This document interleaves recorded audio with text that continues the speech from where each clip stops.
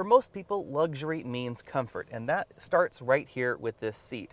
Now, the seat control looks like your typical seat control. It moves the headrest up and down and the seat backrest forward and backward, that sort of thing, but it does an awful lot more.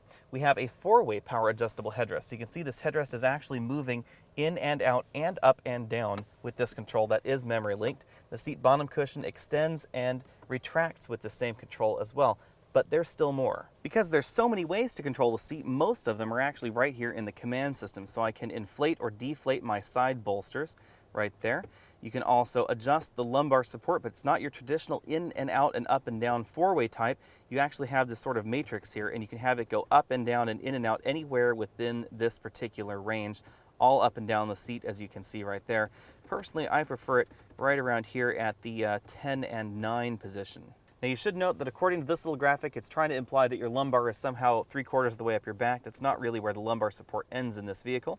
But we have still more adjustment. We have shoulder adjustment, so you can actually inflate or deflate the shoulder section of the seat to make it a little bit more comfortable. And then there is, of course, the massage section, which will actually inflate and deflate different bladders in the seat to give you a massage. We have a variety of different massages, including heating, and you can also turn the ventilation on at the same time with those seat massages. Even more adjustability, we have the dynamic multi-contour seat, which will inflate bolsters on the left or the right of the seat, depending on which way you're turning. We can also adjust the seat heating balance, whether we want it to be neutral, skewed towards the back, or skewed towards the bottom of the seat cushion. And because the S-Class is designed to carry passengers in comfort in the back, we get many of those same features back here with the four-way adjustable headrest, recline feature, of course, in the back.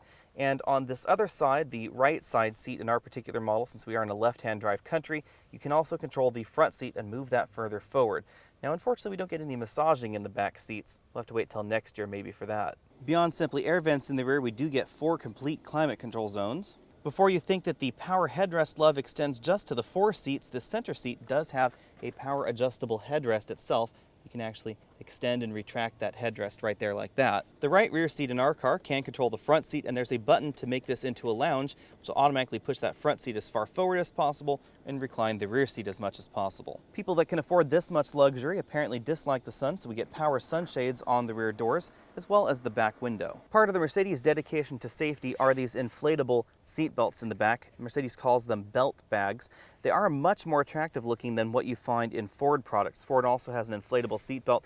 The big difference is you'll notice that the belt bag is the same all the way up. We get this contrasting stitching on the side. It feels very much more like a regular airbag than the Ford system, and the inflator is hidden down here out of sight rather than being part of the chunky buckle.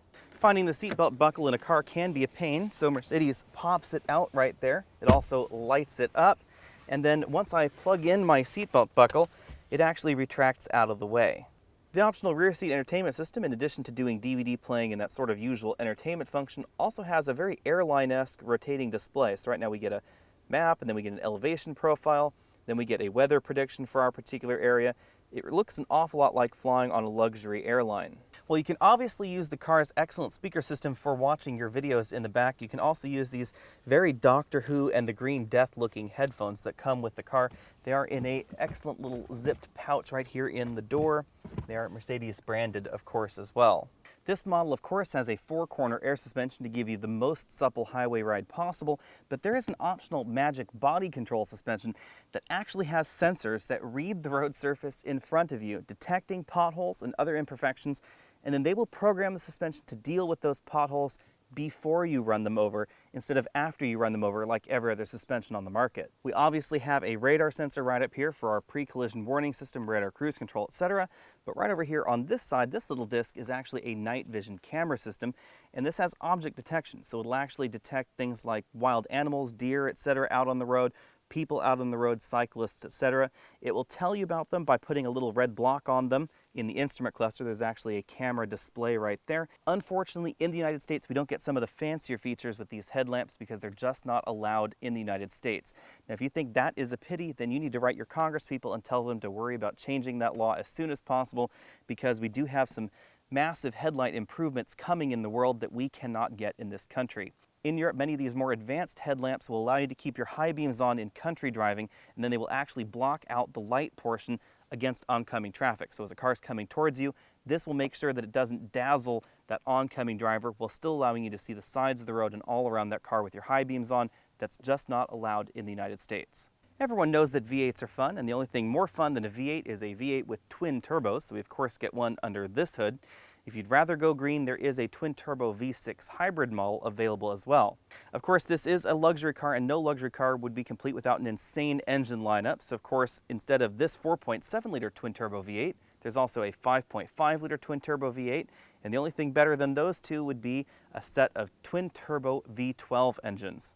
Now, V8s are smooth, but V12s are even smoother, and that's why you see them in luxury cars. They're two different 6-liter V12s. The top-end one produces a whopping 621 horsepower and 738 pound-feet of torque. That's a little bit less horsepower than the new Chrysler Hellcat series, but actually more torque. Thanks for taking the time to check out this video. Be sure and check out the full review of the 2015 Mercedes-Benz S550. And if you want even more luxury than we're seeing in this model, Mercedes would be happy to sell you an S600 Maybach. I'll see you next week.